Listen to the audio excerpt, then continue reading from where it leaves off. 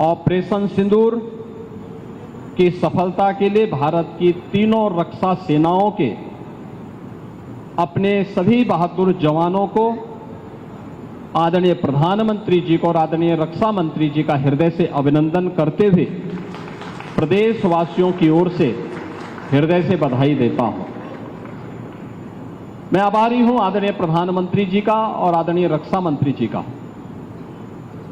कि उन्होंने उत्तर प्रदेश को डिफेंस मैन्युफैक्चरिंग के एक महत्वपूर्ण केंद्र के रूप में विकसित करने के लक्ष्य को आगे बढ़ाने का कार्य प्रारंभ किया। 2018 में जब उत्तर प्रदेश ने अपना पहला इन्वेस्टर समिट प्रदेश की राजधानी लखनऊ में आयोजित किया था, तब केंद्रीय बजट में 2 डिफेंस कॉरिडोर की घोषणा हुई थी, लेकिन ये कहां बनेंगी, इसकी घोषणा प्रधानमंत्री जी ने इसी लखनऊ में की थी कि एक defence manufacturing corridor Uttar Pradesh के लिए हम दे रहे हैं। और उत्तर प्रदेश में इसके लिए 6 नोड तय किए गए। राजधानी लखनऊ में, कानपुर में, आगरा, अलीगढ़, झांसी और चित्रकूट में ये 6 जो नोड डिफेंस मैन्युफैक्चरिंग कॉरिडोर के लिए स्थापित हुए 2019 में केंद्र में फिर पुनः सरकार बनने के उपरांत रक्षा मंत्री के रूप में जब आदरणीय राजनाथ सिंह जी आए तो पहली बार लखनऊ में 2020 में डिफेंस एक्सपो का आयोजन होता है। और डिफेंस एक्सपो के आयोजन के साथ उस समय उन्होंने कहा था कि लखनऊ में ब्रह्मोस मिसाइल बनाने के इस बड़े कार्यक्रम को हम आगे बढ़ाएंगे।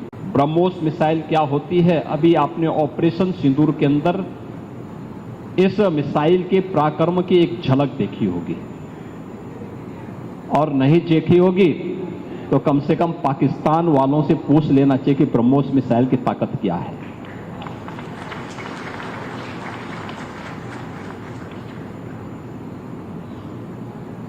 आतंकवाद के प्रति प्रधानमंत्री जी ने अब घोषणा की है कि कोई भी आतंकी घटना अब युद्ध जैसा होगा। और याद करना, आतंकवाद को जब तक हम पूरी तरह कुचलेंगे नहीं तब तक समस्या का समाधान होगा भी नहीं। अब समय आ गया है जब इसको कुचलने के लिए हम सबको एक स्वर से प्रधानमंत्री मोदी जी के नेतृत्व में पूरे भारत को, पूरे उत्तर प्रदेश को मिलकर के इस अभियान के साथ जुटना होगा।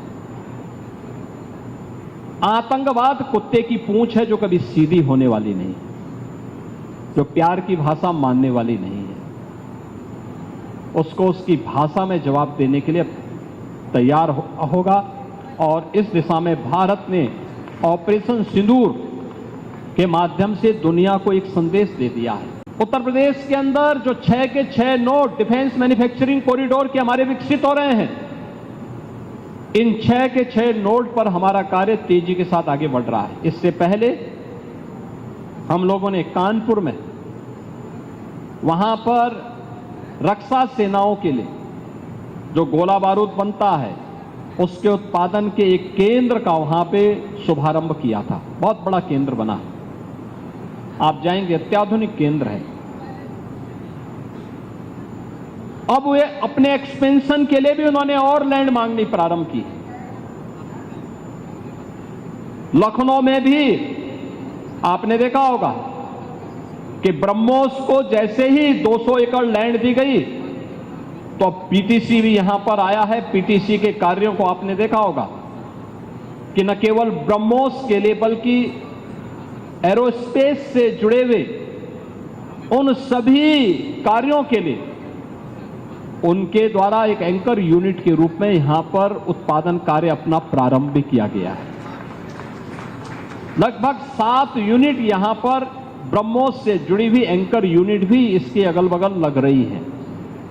ये चीजें दिखाती हैं कि जो कभी 2013-14 में भारत के अंदर भारत का जो निर्यात था रक्षा उत्पादन के क्षेत्र में, आज हम उससे कई गुना ज्यादा, यानी कई 100 गुना ज्यादा रक्षा उत्पादन निर्यात भी कर रहे हैं और आत्मनिर्भरता के साथ साथ दुनिया के तमाम अपने मित्र देशों को इसको निर्यात करके उनकी सुरक्षा की आवश्यकताओं की पूर्ति करने का काम भी कर रहे हैं। किसी भी स्वावलंबी देश के लिए आवश्यक होता है कि अपनी रक्षा आपूर्ति के लिए वह दुनिया के अन्य देशों पर निर्भर होने की बजाय स्वयं उस लक्ष्य को प्राप्त करें।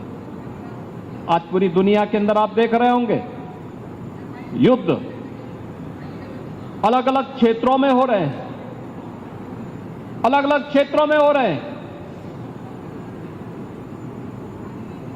उन क्षेत्रों में अगर आप देखेंगे कि अगर जिन देशों के पास अपनी स्वयं की रक्षा उत्पादन की क्षमता नहीं है, वे देश इस प्रवर्तमान अभियान के एक अलग थलग पड़े हुए दिखाई देते हैं।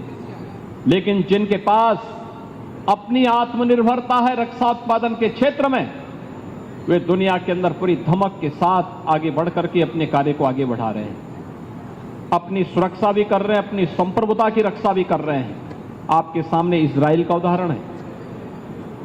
इजराइल सुरक्षा के क्षेत्र में आत्मनिर्भरता के लक्ष्य को प्राप्त किया। उसने अपने अगल बगल के दुश्मन देशों को नाके चनो चबाने के लिए मजबूर भी किया। और प्रधानमंत्री मोदी जी ने 2014 में भारत के सामने जो लक्ष्य रखा, डिफेंस मैन्युफैक्चरिंग कॉरिडोर और ये ब्रह्मोस मिसाइल उसी अभियान का हिस्सा है। बीडीएल झांसी में आ रहा है। झांसी में उसका कार्य भी बहुत तेजी के साथ आगे बढ़ चुका है। 2021 में हम लोगों ने एक कार्य यहां प्रारंभ किया। आज ये अपने लक्ष्य को आगे बढ़ते हुए एक नई गति के साथ आगे बढ़ रहा है।